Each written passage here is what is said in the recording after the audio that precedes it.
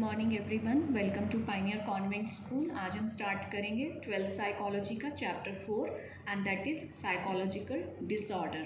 Disorder का मतलब होता है जब कोई भी चीज़ करेक्ट ऑर्डर में नहीं हो, मीन्स नॉर्मल नहीं हो।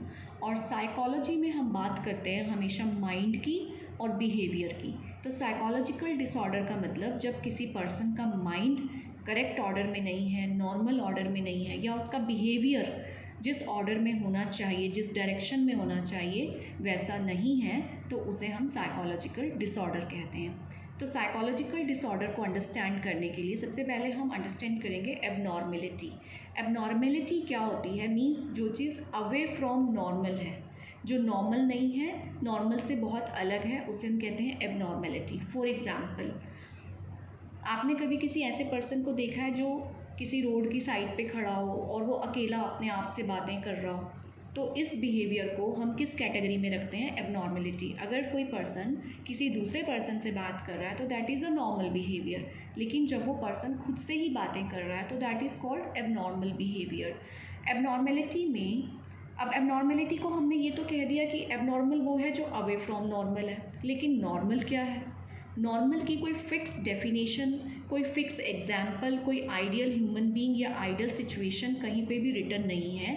हम सिर्फ ये कह देते हैं कि जो चीज़ें सब लोग फॉलो कर रहे हैं, जो क्वांटिटी में ज़्यादा है वो नॉर्मल है, और जो क्वांटिटी में कम है, जिसे कम लोग कर रहे हैं, कि 100 में से 98 लोग एक पैटर्न फॉलो कर रहे हैं तो 98 लोगों की उस एक्टिविटी को हम नॉर्मल कह देते हैं। 100 में से कोई एक या दो पर्सन जो नॉर्मल बिहेव नहीं कर रहा है, जो उस ऑर्डर को फॉलो नहीं कर रहा, उसे हम एबनॉर्मल कह देते हैं। लेकिन इस डेफिनेशन के साथ कम, ज़्यादा, कॉमन, मोर कॉमन, लेस, इस डेफिनेशन के साथ हम साइकोलॉजी में ऐसे लोगों को ट्रीट नहीं कर सकते हैं। उसके लिए हमें एबनॉर्मेलिटी को डिफ़ाइन करना पड़ेगा, और एबनॉर्मेलिटी को डिफ़ाइन करने के लिए हम 4D की बात करते हैं। ओके, फर्स्ट D है हमारा डेविएंस।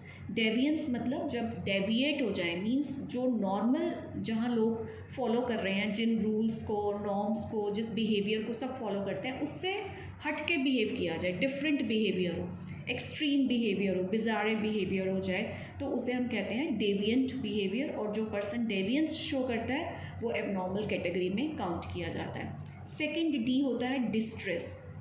ये दो तरीके से होता है, जिसका मीनिंग होता है अनप्लेजेंट, कि जो नॉर्मल चीज़ों को देखकर भी स्ट्रेस में आ जाए और नॉर्मल बिहेव ना करे, वो नॉर्मल चीज़ों से भी अनप्लेजेंट फील करे और दूसरों को भी डिस्ट्रेस क्रिएट कर दे, तो that situation is called distress. For example, अब बैलून है, एक बहुत ही नॉर्मल थिंग है, बच्चे एंजॉय करते हैं, लेकिन कुछ बच्चे ऐसे होते हैं जो बैलून को देखते ही बहुत अनप्लेजेंट हो जाते हैं और बहुत पैनिक सिचुएशन क्रिएट कर लेते हैं। तो this is an example of distress.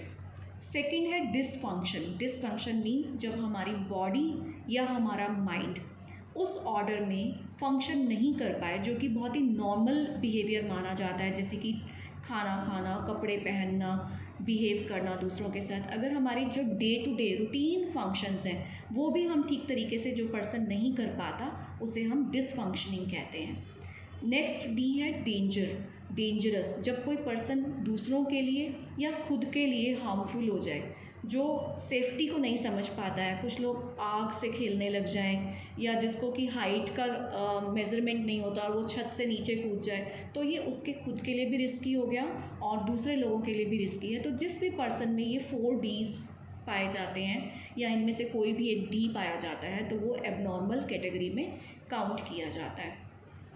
Now अब हम यहाँ पे बात करेंगे कि एबनॉर्मेलिटी को कैसे अंडरस्टैंड करें, क्योंकि नॉर्मल की कोई डेफिनेशन नहीं है, नॉर्मल का कोई आइडियल मॉडल नहीं है कि हम कंपेयर कर लें कि ये जो रिटन रूल्स फॉलो कर रहा है ये नॉर्मल है, जो इनको फॉलो नहीं कर रहा वो नॉर्मल नहीं है। ऐसे कोई सोसाइटी में कुछ रिटन रूल्स नहीं है, कोई स्टैंडर्ड पर्सनस नहीं है जिनको देखकर हम नॉर्मल या एबनॉर्मल का कंपैरिजन कर सकें।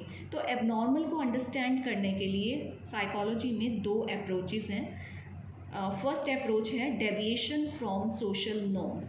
सोशल नॉर्म्स क्या होते हैं? सोसाइटी के रूल्स, और सोसाइटी के जो रूल्स होते हैं वो कल्चर टू कल्चर वेरी करते हैं, पर्सन टू पर्सन वेरी करते हैं। ज़रूरी नहीं कि जो इंडियन सोसाइटी में जो नॉर्म्स हैं, जो इंडियन सोसाइटी के लिए नॉर्मल है, वो वेस्टर्न कंट्री के लिए भी नॉर्मल हो, या जो वेस्टर्न कंट्री में नॉर्मल है वो इंडियन कल्चर में भी नॉर्मल हो। तो ये जो हमारे नॉर्म्स हैं ये वेरी करते हैं। तो जिस कल्चर में हम रह रहे हैं, जिस सोसाइटी में हम रह रहे हैं, अगर हम उसके अकॉर्डिंग चल रहे हैं, उसके रूल्स फॉलो कर रहे हैं, तो हम नॉर्मल कंसीडर हो जाते हैं। लेकिन अगर हम उससे डेविएट हो जाते हैं, हम नॉर्मल बिहेव नहीं कर रहे हैं, सोसाइटी के रूल्स फॉलो नहीं कर रहे हैं, अलग बिहेव कर रहे हैं, तो वो डेविएशन फ्रॉम जो सोशल नॉर्म्स है उसे एबनॉर्मल कंडीशन में काउंट किया जाएगा। फॉर एग्जाम्पल यहाँ पे 2 एग्जाम्पल लेते हैं हम अंडरस्टैंड करने के लिए। One is assertiveness, second is aggression. अब जो सोसाइटीज़ कॉम्पिटिशन बेस्ड है, जो सोसाइटी जेलसी बेस्ड है, उनके लिए एग्रेशन, गुस्सा करना एक बहुत ही नॉर्मल बात है। लेकिन जो इंडियन कल्चर में यहाँ पे कंपटीशन की जगह कोऑपरेशन को वैल्यू दी जाती है, यहाँ पे वैल्यूज़ हैं, तो हमारी सोसाइटी में एग्रेशन को नॉर्मल नहीं समझा जाता। कभी कभी गुस्सा आ जाना एक बहुत अलग बात है, लेकिन जो लोग एक्सट्रीम एंगर शो करते हैं उसको फिर एबनॉर्मल कहा जाता है। असर्टिवनेस होता है कि अपने मन की बात को ओपनली कह देना। लेकिन फॉरेन कल्चर में, वेस्टर्न कल्चर में असर्टिवनेस को नॉर्मल माना जाता है कि वहाँ पे लोग दूसरे की फीलिंग्स की केयर नहीं करते हैं, वो अपनी फीलिंग्स की केयर करते हैं, जो उन्हें अच्छा लगता है वो बोलते हैं, और वहाँ पे इस चीज़ को बहुत नॉर्मल माना जाता है। लेकिन इंडियन कल्चर में असर्टिवनेस को इतना हम नॉर्मल नहीं मानते हैं। हम कहते हैं कि अगर आपको अपनी कोई बात कहनी भी है तो पोलाइटली कहो, सामने वाले को हर्ट नहीं होना चाहिए, सामने वाले की फीलिंग्स का ख्याल होना चाहिए। तो कल्चर टू कल्चर जितने भी नॉर्म्स हैं वो वेरी करते हैं, और जिस कल्चर में आप रह रहे हो अगर आप उसके अकॉर्डिंग चलोगे तो नॉर्मल कंसीडर होगा, अगर आप उसके अकॉर्डिंग नहीं चलेंगे तो वो एबनॉर्मल कंसीडर होगा। तो ये एक अप्रोच थी टू अंडरस्टैंड एबनॉर्मेलिटी। हमारी फर्स्ट अप्रोच थी deviation from social norms which was culture based. अब जो हम सेकेंड अप्रोच की बात करेंगे दैट इज़ मैलअडैप्टिव बिहेवियर। ये कल्चर बेस्ड नहीं है, ये किसी भी कल्चर में हो सकता है। फॉर एग्जाम्पल, मैलअडैप्टिव को समझने के लिए पहले अडैप्टिव का मीनिंग अंडरस्टैंड करेंगे। अडैप्ट होता है अपनी सराउंडिंग के साथ कॉरेस्पॉन्ड करते हुए अपनी ग्रोथ, अपनी फुलफिलमेंट और मेंटेनेंस को मेंटेन करना। अगर आप अपने एनवायरनमेंट के साथ बहुत अच्छा बैलेंस बना के चलते हो तो आपको एक अडेप्टिव पर्सनालिटी कहा जाता है। अगर आपकी अपनी एनवायरनमेंट के साथ अंडरस्टैंडिंग नहीं है, हैंडलिंग नहीं है, आप उसके अकॉर्डिंग नहीं चल पा रहे हैं, तो that behaviour is called maladaptive. तो अडेप्टिव बिहेवियर में क्या चीज़ें आती हैं? नंबर 1 ग्रोथ, कि हम अपनी ग्रोथ के लिए हमें प्रॉपर चांसेस मिले, उन चांसेस को हम यूटिलाइज कर सकें और हम ग्रो कर सकें। सेकंड होता है फुलफिलमेंट। ये कई तरीके की होती है। नंबर 1 एकेडमिक फुलफिलमेंट, कि हम अपनी स्टडीज़ कर सकें। सोशल फुलफिलमेंट, कि हमें सोसाइटी में प्रॉपर रिस्पेक्ट, रिगार्ड मिले। इमोशनल फुलफिलमेंट होती है कि हमारे जो रिलेशनशिप्स हैं अपने सिबलिंग्स के साथ, पेरेंट्स के साथ, फैमिली के साथ, अपनी वाइफ के साथ या हस्बैंड के साथ, वो हमारे बहुत अच्छे हम मेंटेन कर सकें। थर्ड नंबर पे आता है मेंटेनेंस, की जो सरवाइव करने के लिए जो भी हमें चाहिए, हम वो चीज़ें अपने लाइफस्टाइल को मेंटेन करने के लिए हमारे पास वो सारे चांसेस हों और उन्हें हम यूटिलाइज कर सकें। सेल्फ एक्चुअलाइजेशन, आपने लास्ट चैप्टर में मैस्लो की हियरार्की थ्योरी भी पढ़ी थी, कि जब हम अपने हाईएस्ट पोटेंशियल को अचीव करते हैं वो हमारा होता है सेल्फ एक्चुअलाइजेशन। तो ये जो 4 चीज़ें हैं ये एडेप्टिव बिहेवियर के अंदर आती हैं।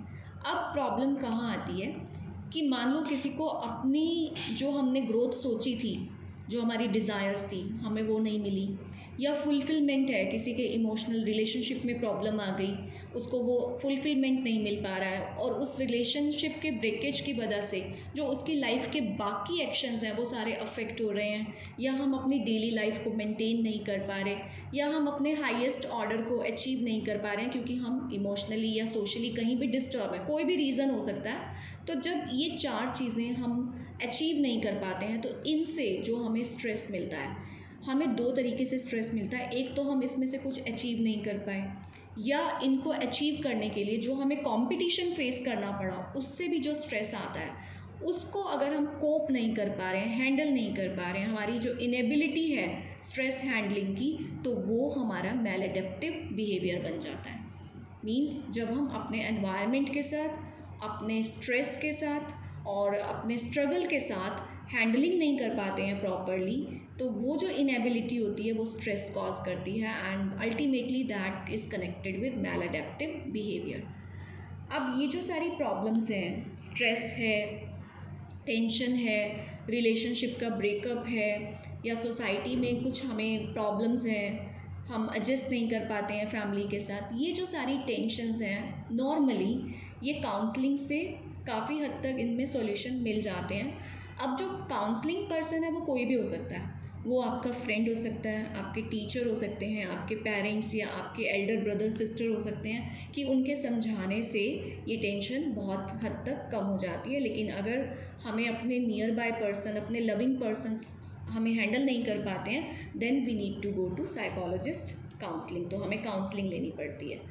अब इंडिया में जब पर्सन साइकोलॉजिस्ट काउंसलर के पास जाता है ना, तो ये एक बहुत बड़ा स्टिग्मा बन जाता है। स्टिग्मा इन द सेंस कि लोग इसे पॉजिटिव पर्सपेक्टिव से नहीं देखते हैं, वो इसे नेगेटिव पर्सपेक्टिव में देखते हैं। वो सोचते हैं कि साइकोलॉजिस्ट के पास पर्सन जा रहा है तो इसका मतलब वो मैड है, उसकी जो बिहेवियर है वो अनस्टेबल है, ये बहुत वियर्ड है, अजीब है।